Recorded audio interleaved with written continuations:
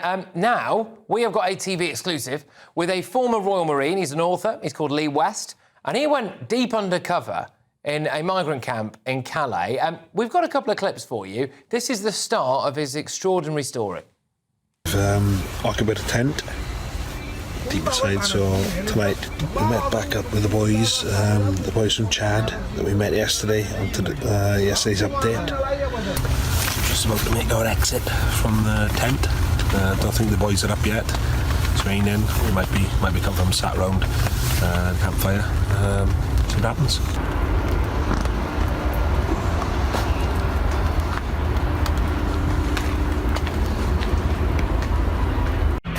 From this angle, at the time it was still full of people, with fires inside the gym around, and we asked where the church was. This is what's been left. Well, I'm very pleased to say that I'm joined now by the man himself. Well, Lee, thank you very, very much. Great to have you on the show. Could you just take me through the beginning of your journey? So the French side of this. How did it all begin for you? Yeah, so a friend and me, Paul, every year we would go and live homeless for a week when on leave. And each year then we would up the ante and try something a little bit more edgy and a little bit more topical. And of course, nothing seems to be more topical in the UK than boats and illegal migrant camps, and especially the ones on northern France.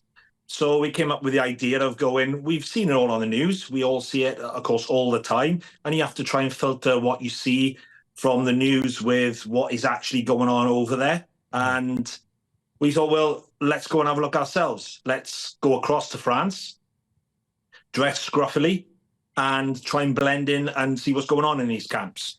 I will just ask you, because I imagine quite a few of our viewers and listeners are thinking this at the moment. How did you manage to blend in, Lee? Did you have to come up with some kind of backstory or something? Yeah, that's right. So we weighed it up, and look, when we go homeless in the UK, it's easy to pretend to be a British person being homeless. We couldn't go across there and start pretending to be like everybody else who were in these camps. It just wasn't possible. We also didn't want to go across there and just be, we're reporters or we're charity aid workers on the other end of the spectrum. So we had to try and find somewhere in the middle where we could go in there and actually glean some good information and get the real story from them, rather than them just giving us the copy and pasted line that they give to all the aid workers and all the reporters. Let's come up with something else, something that they haven't seen before, and get in there and have some real conversations. So we floated a few ideas around, and being that, we couldn't pretend to be them. The only logical one, realistic one we came up with, which sounded ridiculous when Paul first proposed it to me, was that we were deserters from the French Foreign Legion. So we joined the Legion. And of course, when you join the Legion, you get all your documents and identity stripped from you. We decided we didn't like it. We didn't want a piece of that. We jumped the wall and escaped from the Legion. And now, of course, we're making our way back to the UK, but we got no documents. We're without papers. We're living homeless until we can get word to the UK government who we are and get safe passage across. So the story was, until we got that safe passage sent to us, we were just living homeless in and around the northern French coast. And it worked. Yeah. So they took that as, they took the bait on that, as it were. So let's get into the meat and bones of it now then. So when you were there, what kind of stuff were you seeing? Because look, we do have quite a large refugees welcome brigade in this country at the moment, who maybe have rose-tinted glasses on when it comes to the type of people who are coming here. So you've lived amongst it there. What were the people like? What was the situation like? What are their actual stories? Go on. Yeah, so we, like a lot of people, I guess, when you see it from the outside of the media, you think that this is just one big harmonious camp where they're all united in their goals and their aim of getting across the channel, and they're all sat at the campfires singing Kumbaya. And it's all one sort of unified, cohesive unit there. And it isn't at all. We found the exact opposite. We got there and we found there were different tribes and camps, settlements in different areas, which I guess is natural. When you're from different areas, you want to hang around with the people you're familiar with. And we got there, and there were various different of the wider area. They had their own little camps. So you had people from Sudan, Somalia, Eritrea, and then going across to the Middle East, Syria, Afghanistan, Kurdistan. And of course, all these people, just because they're in the same predicament, then suddenly become friends and allies, because a lot of them don't like each other from historical reasons. So we got there and we found there were these very fractured camps, and there was a lot of tension there as well. A lot of drinking, which our pictures showed, a lot of discarded cans, beer cans, kegs even, drugs. We definitely saw the effects of drugs. I mean, we lived homeless enough to see effects of spice and type of drugs like that. Hallucinogenics, we saw a lot of that. And then come darkness, of course, they're all getting a bit more drunk and a bit more edgy, and then the tensions would spill over and they would become a lot more violent towards each other. And so it wasn't a very pleasant environment to be in. And what is when you were there as well, so you were just camping in amongst that as well and just observing it all. I mean, did you have any hairy moments yourself, or were you just kind of able to take a step back and see what was going on? Yeah, initially when we got there, we were welcomed because they see a lot of people looking like us every day to help them. So, of course, they're weighing us up. And these guys there to help us, not just with food handouts. There's a lot of people there, a lot of NGOs, No Borders groups, who actually facilitate them getting across. They don't just give them handouts. They tell them, when they get to the UK, say this, say that. You'll remember a few years ago, there's a big influx of them saying, oh, I'm homosexual, and therefore I can't go back to my country. It may not be I'm fleeing from war now, because you rumbled me on that one. But you can't send me back now because the UK cares about human rights and I'm going to be persecuted because I'm gay. So they are being schooled. Sorry to interrupt. I just think that's an important point, right? So they are being schooled by, the NGOs and the refugees charities that are over there. They're saying, right, when you get to Britain, you say this and they'll let you stay. Yeah. They're prepared. They tell them how to fill in paperwork, what to say. They're fully briefed up on what to do when they get there. And these are active. We met them. No Borders was the biggest one we came across, who were just so overt about their actions and what their purpose was. There should be no borders. Everyone should be able to go where they want, and we will help them do that. Right. And we saw that. So, of course, the people are looking at us thinking, well, are these here to help us as well? So initially, we were welcomed, and we embraced that. And we didn't want to just go probing them straight away. We just wanted to sit around the campfire. We had a few beers as well to blend in, as you do, and to relax us. And then, as naturally as it does, we'd have a joke with them, start talking to them, and eventually their stories would come out then. And we'd get to a certain point in some of the camps where then there's a language barrier, of course. And we found the time to leave was that when some members would start speaking to the other members because most of them spoke English, in their mother tongue. And an argument would start happening, and we'd sort of be looking at each other going, they think they're arguing about us. And one of them's not happy with us being here. And of course, now the drink's coming into it and darkness has come in. It's just getting more heated. And there's a few times where we'd have to extract ourselves from that environment sooner rather than later.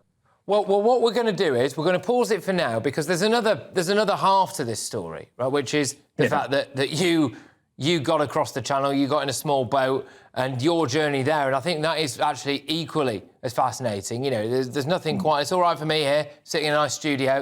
You've been out there, you've lived it. And I know that our viewers and listeners are going to really look forward to hearing what you have to say next about your actual journey across. So we'll get stuck into that in a couple of minutes' time. All right, welcome back. So it's time now for the second part of this TV exclusive with the man who went undercover in the Calais migrant camp. He then did make that crossing back to the UK. Shall we have a little look at that?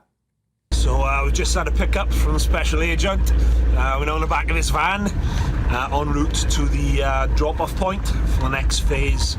We just had quite a close call with a big ship in the dark, because it's really hard to judge how close they are until it was sort of right upon us. We went across its front. We're still in the thick of it, still in the middle of the shipping lane. We think we're over halfway. We're just hitting quite a busy part of the lane. There's a big container ship. It's a bit choppy now. Waves getting a lot bigger. That is it. We made it. Gary-o, welcome to your new home, good buddy. Well, there we go. The man behind the story, Lee West, still joins me now. Welcome back, Lee. Thank you, mate. Look, just before we talk about that actual channel crossing, can I just ask, when you were in those camps that we were seeing before, I'm quite intrigued to know, were there loads of women and children as well, or was it mostly men, do you think? 99.8% male, yeah, fighting age males.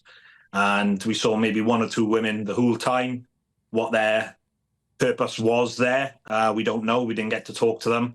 But, yeah, there was predominantly male, yeah. And just to emphasise again, some of the stories that were coming out there, you said that some of them were getting schooled by some of these refugee groups, etc. When you were talking to them, what was their main motivation for wanting to come to Britain? Because they are in France, it's a safe country. There are multiple reasons. Sometimes it was they have family members here. And again, through chatting to them man to man, the story started to come out. We didn't ask them direct questions. I learned that in the Marines, and they always create a conversation and the answers will come out.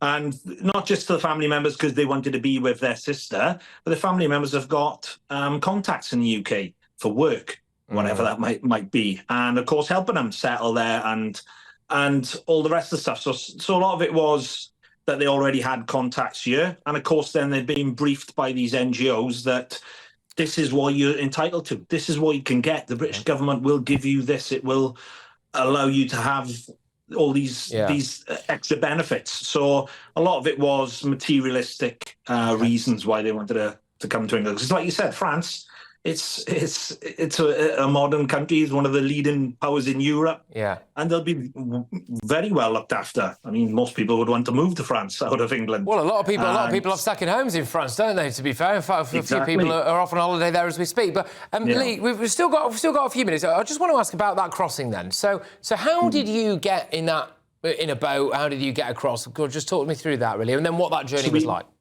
Yeah, we lived there for a week, homeless.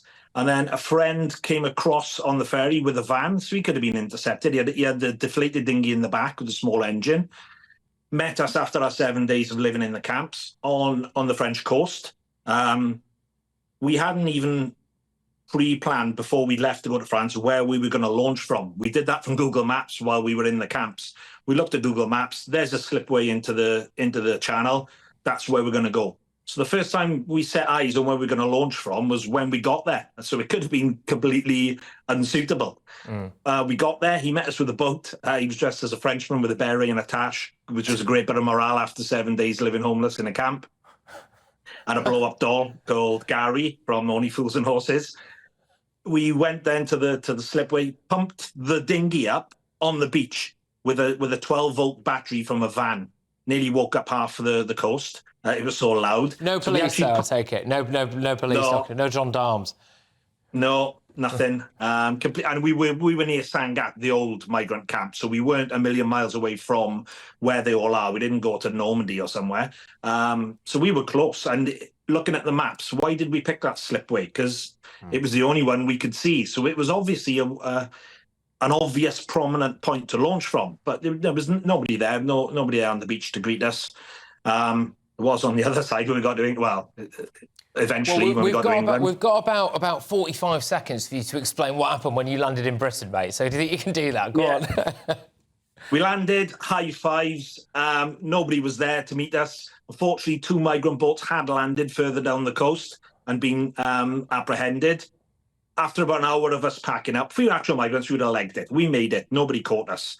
But of course, we had to pack all our kit up and meet our friend. Whilst we were doing that, it took about an hour. Of course, the public spotted 2 guys washing up at daybreak on the beach, rang the police, National Crime Agency turned up, and the cuffs came out. And I think you managed to reassure them that you were not, in fact, illegal migrants. Yeah, apart from Gary, of course, the blow-up doll, which they didn't find amusing because we had pulled their pants down. We'd embarrassed them. We'd got across the channel with zero preparation and planning. Limited resources as you could get, just a boat and a small engine, no support, not even a bearing, and we'd embarrassed them, and you could tell because they arrested us, banged us up for 14 hours. They had all the videos on my phone, which you just seen, which were clearly us messing about on the channel, not actually trafficking people. But Right. we'd embarrassed them, so it was a case of we were locked up. Well- Houses got raided while we were locked up. Oh, gosh. And yeah. All right. Well, Lee, look, can I just say a massive thank you? Great to have you on the show.